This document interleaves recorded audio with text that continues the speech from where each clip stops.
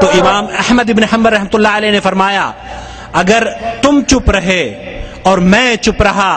تو جاہل کو صحیح اور غلط کے بارے میں کون بتلائے گا؟ ایک بریلوی کی تقریر سنی، ایک دیوبندی حضرت کی تقریر سنی، مجھے ان دونوں کے درمیان حد دیوار فاصل بننا، کہتا یہ بڑے لفظ ہیں، مجھے تھوڑی سی بننی بھی نظر نہیں آئی۔ فرمایا انہوں نے جو عشق رسالت اور محبت اولیاء میں ڈوبی ہوئی تقریر فرمائی، ایسے محسوس ہو رہا تھا کہ کاش کے رسول تقریر کر حضرت مسجد الہلانی نے جو آخر پر تبصرہ فرمایا، جو فیصلہ فرمایا، کہنے لگے کہ میں نے صاحبزادہ حفیظ الرحمان صاحب کی تقریر سنی ہے، میں نے طارق جمیل صاحب کا بھی کتاب سنا ہے، ایک ہوتا ہے حد فاصل، دیوار، پہاڑ، بننا، مجھے تو ان دونوں کے درمیان ایک بنی بھی نظر نہیں آئی۔ اور اگر یہی تبلیغی مشن ہے ہمارا بھی اور ان کا بھی، تو پھر کیوں نہ ایسا ہو کہ کسی ایک ہی پلیٹ فارم پر اللہ اور کالی کبڑی والے کو یاد کر لیا جائے۔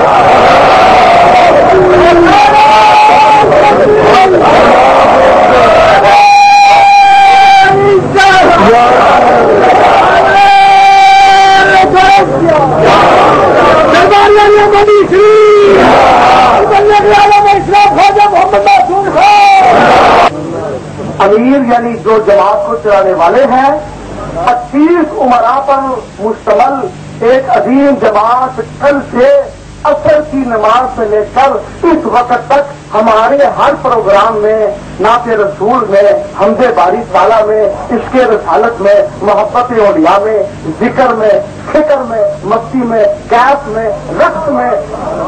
اور ہر کیفیت میں اس وقت جیسے یہ مستعمل شامل ہے ویسے وہ بھی ساتھ شامل ہے، اور وہ بھی اسی سرور کے ساتھ اس وقت اپنے آپ کو محظوظ کر رہے ہیں۔ میں مختصر دعوت خطاب دے رہا ہوں، ان کے امیر جناب طارق جمیل صاحب تشریف لا کر مختصر اپنے تبصرات کا اپنی زبان سے اظہار کریں تاکہ پتہ چل جائے کہ یہ بھی مشن ہے اور وہ بھی مشن ہے۔ اگر ایک ہی مشن ہے تو کیوں نہ ایک ہی نبی اور ایک ہی اللہ کا ذکر ایک ہی پلیٹ پر۔ یہ دونوں پائی پائی میں بننی بھی نظر نہیں آئی، اگر پیٹتے تھے اور سیٹیاں بھی مارتے تھے اور اس کو عبادت سمجھتے تھے کفار مکہ۔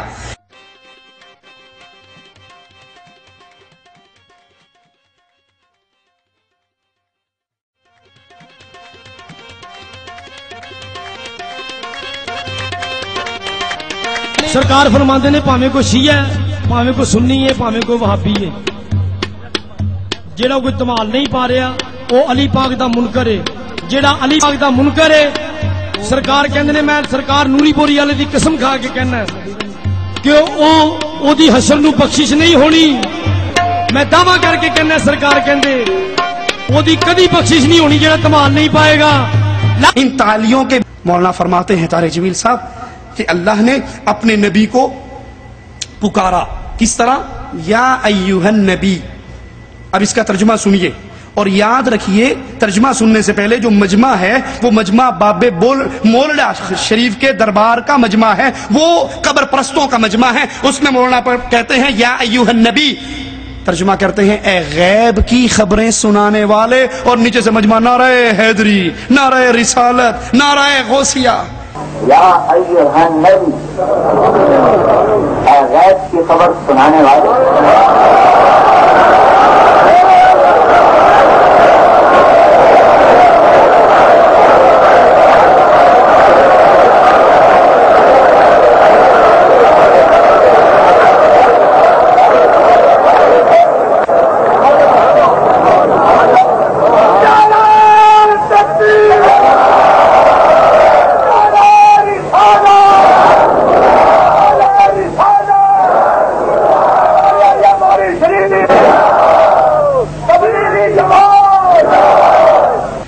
غیب کی خبر سنانے والے یا ایوہ النبی میں سے کس حرف کا ترجمہ آپ نے کیا ہے، کس لفظ کا ترجمہ کیا ہے؟ مولانا فرماتے ہیں کہ اللہ نے ہمیں اپنی عبادت کے لیے پیدا کیا کہ اس کی عبادت کی جائے، اس کا ذکر کیا جائے، صبح شام اس کی تسبیح کی جائے، اور کہا میں کل عصر کی نماز سے اس عرس میں مولد شریف کی قبر کے اس عرس میں یہی کچھ دیکھ رہا ہوں، یہاں اللہ کی عبادت ہو رہی ہے، یہاں اللہ کا ذکر ہو رہا ہے۔ میں نے تمہیں اس لیے نہیں پیدا کیا کہ میرے خزانے تھوڑے سے تمہیں پیدا کر کے پورے کروں، ولال اچھا سبق من وحشا، نہ اس لیے پیدا کیا کہ اکیلے میں عید براتا تھا، ولال اچھا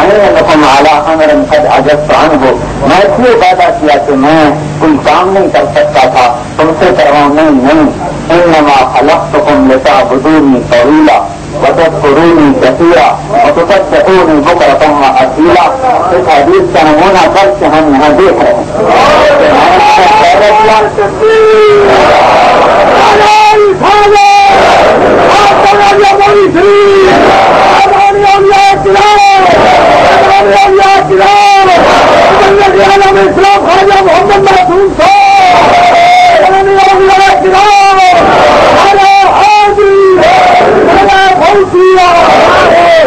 لا حول ولا قوت الا باللہ۔ جو قبروں پہ سجدہ ریز ہیں مولانا اس کو اللہ کی عبادت کہہ رہے ہیں، جو حق ہو کے نعرے مار کر محمد کی مخالفت کر رہے ہیں صلی اللہ علیہ وسلم، صرف ان کو جوڑنے کے لیے کہ امت کو توڑو نہیں، امت کو جوڑو۔ ارے ہم بھی کہتے ہیں امت کو جوڑو، لیکن اللہ کے لیے امت کو تھوک سے نہیں جوڑو، ایلفی سے جوڑو۔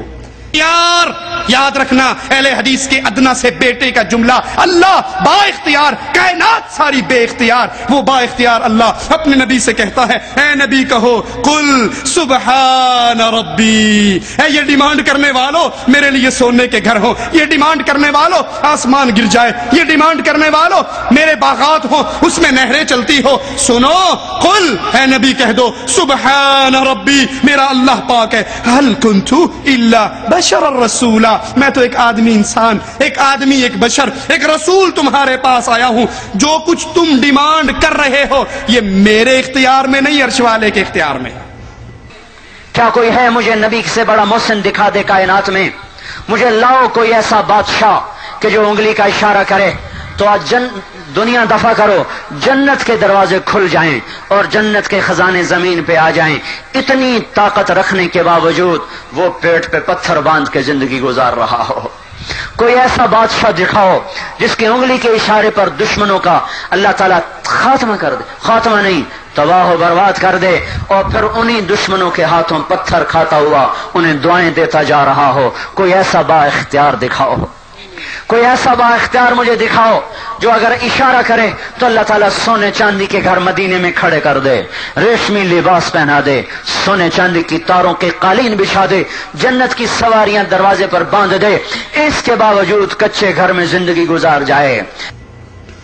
ارے اگر نبی با اختیار ہوتے مولانا اپنے چچا ابو طالب کو کفر پہ کیوں مرنے دیتے؟ گئے آخری لمحات میں گئے، سیڑھی پیٹیوں میں بیٹھے، کھسکتے ہوئے جگہ بناتے ہوئے سرہانے پہ پہنچے، اپنے کانوں کو آقا کے لبوں پہ رکھا، کہا قل یا عمی قل لا الہ الا اللہ فی اذنی احاج لک بہ عند ربی یوم القیامہ۔ چچا ایک دفعہ ہی کلمہ پڑھ لے۔ اے اس مسجد کے، اے اس محفل کے فرشتو، آج تم بھی امت کے غم میں شریک ہو جاؤ، آج تم بھی ہمارے ساتھ آنسو بہاؤ، ہمیں دلاسا دو، ہمارے غم کی توبة نصوحا عسى ربكم أن يكفر عنكم سيئاتكم ويدخلكم جنات